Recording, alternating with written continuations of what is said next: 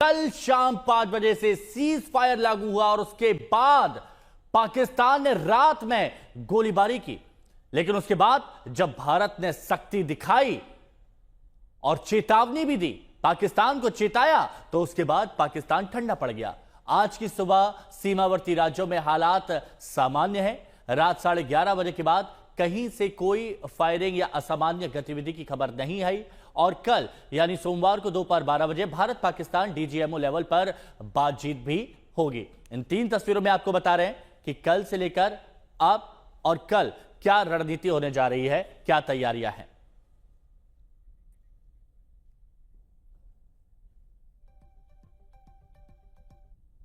तो पश्चिमी सेक्टर से, बॉर्डर से हमारे रिपोर्टर हमारे साथ जुड़ेंगे, उनसे अपडेट भी लेंगे। लेकिन उससे पहले आज सुबह की कुछ तस्वीरें संघर्ष विराम के बाद कैसी हैं आज की सुबह, वो हम आपको जरा बताते हैं। राजौरी, अखनूर, पुंछ, पठानकोट, फिरोजपुर, जोधपुर, जम्मू, अमृतसर, हर जगह हालात अभी सामान्य नजर आ रहे हैं। पठानकोट, पुंछ, अखनूर, राजौरी, जोधपुर, ये सारी तस्वीरें हम आपको दिखा रहे हैं। 8 तस्वीरों और 8 तस्वीरों में आप देखेंगे कि हालात ज्यादातर सामान्य है। हालांकि अगर कल या इससे पहले की आप तस्वीर देखते तो यहां पर इतनी सामान्य सुबह नहीं होती।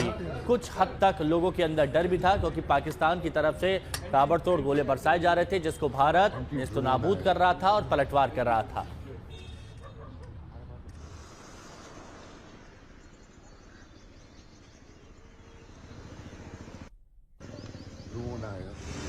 तो ये तस्वीरें हम आपको दिखा रहे हैं और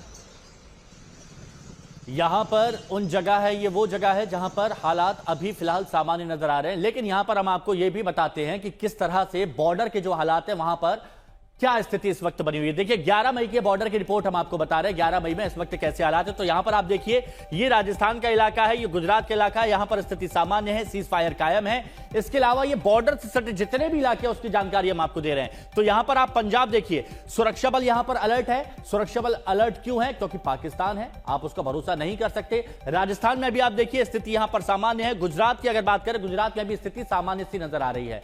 तो हालात यहां पर पूरी तरह से इस वक्त सामान्य है और अभी 68 घंटे के तनाव के बाद आप ये देखिए, ये सुबह की तस्वीरें हैं।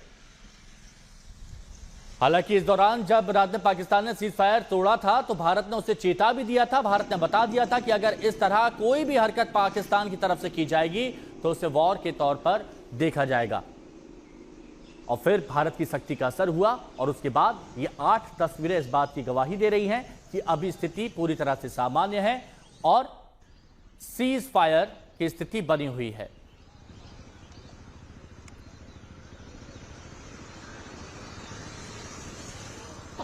तो अलग अलग हालातों में क्या, अलग अलग जगहों पर क्या हालात है, इसकी अब जानकारी ले लेते हैं। हमारे सहयोगी हमारे साथ अलग अलग जगह से बने हुए हैं। अशोक सिंगर हमारे सहयोगी हमारे साथ में हैं, चंडीगढ़ से हमारे साथ में शरद कुमार जैसलमेर से जुड़े हुए हैं, मौसमी सिंह गुरदासपुर से हमारी सहयोगी हमारे साथ जुड़ेंगी, कमलजीत संधू जम्मू से और शिवानी हमारे साथ में कश्मीर से जुड़ी हुई हैं, उनसे भी हम बात करेंगे।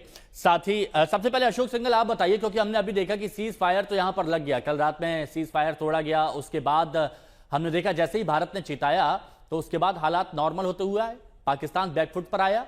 लेकिन पहले किस तरह की तैयारियां की जा रही थी भारत की तरफ से, क्या कोशिशें की गई जिसका असर आज देखा जा रहा है अलग अलग तस्वीरों में कि सीज फायर भी है, शांति की स्थिति बनी हुई है?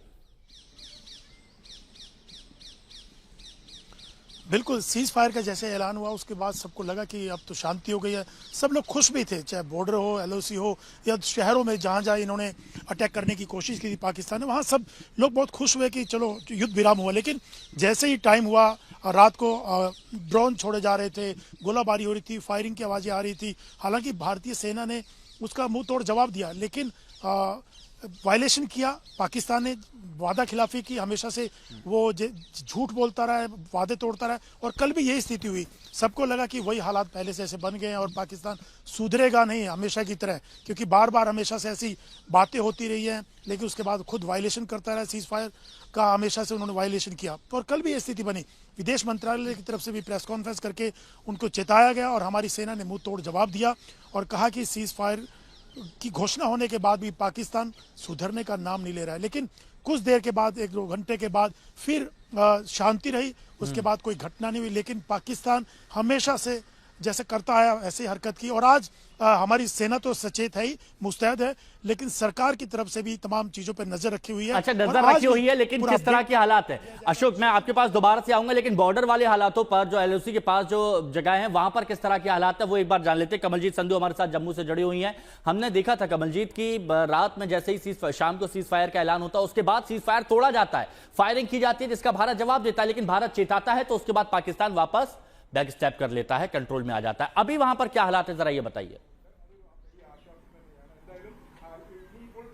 देखिए, स्थिति सामान्य होती हुई नजर आ रही है, खासतौर पे जिस तरह से रजौरी, जहां पे मैं इस वक्त खड़ी हूं, जो कि जम्मू डिवीजन में पड़ता है।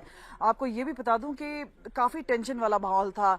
नियंत्रण रेखा पे रहने वाले लोग अक्सर गोलाबारी जरूर देखते हैं, लेकिन पिछले कई सालों से ऐसा नहीं हुआ था।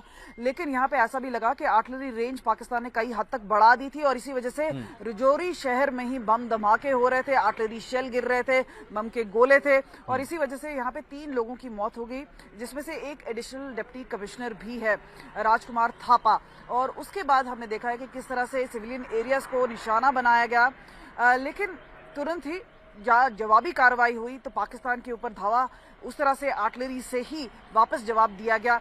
हमने देखा देर रात को, खासतौर पे जब पहले तो शाम को खबर आई कि सीज फायर हो गया है, जैसे अशोक सिंघल बता रहे थे, तो एक राहत की सांस थी, खासतौर पे उन लोगों पे जहां पे आर्टिलरी शेलिंग जरूर हो रही थी। लेकिन तुरंत ही हमने देखा कि ड्रोन की गतिविधि बढ़ गई, थोड़ी गोले आने लग गए, तो इसके बाद लगा कि शायद पाकिस्तान पे भरोसा नहीं किया जा सकता है। कुछ पल के बाद ही इस तरह से पलटवार होना, तो जहां तक पाकिस्तान का सवाल है, भरोसा तो नहीं किया जा सकता है, लेकिन कहीं ना कहीं एक अंडरस्टैंडिंग उस तरह से जरूर डेवलप की जा सकती है कि कहीं ना कहीं जहां पे पहले सीज फायर का पैक्ट था वो मेंटेन किया जाए, ताकि जो पॉपुलेशन जहां पे बॉर्डर पे है या नियंत्रण रेखा पे है, लेकिन ये एक कंडीशनल सीज फायर है। तो इसका मतलब ये भी है कि कोई ना कोई हरकत जरूर होगी। जिस तरह से सरकार ने भी एक तरह से खुलेआम बोल दिया है कि कोई भी एक्ट ऑफ टेरर है, एक्ट ऑफ वॉर माना जाएगा, तो एक कड़ा संकेत पाकिस्तान के लिए है, और खासतौर पे उन सेफ हेवन्स में जहां पे आतंकी छिपे हुए हैं, जो कि पाकिस्तान ऑक्यूपाइड कश्मीर में पड़ता है।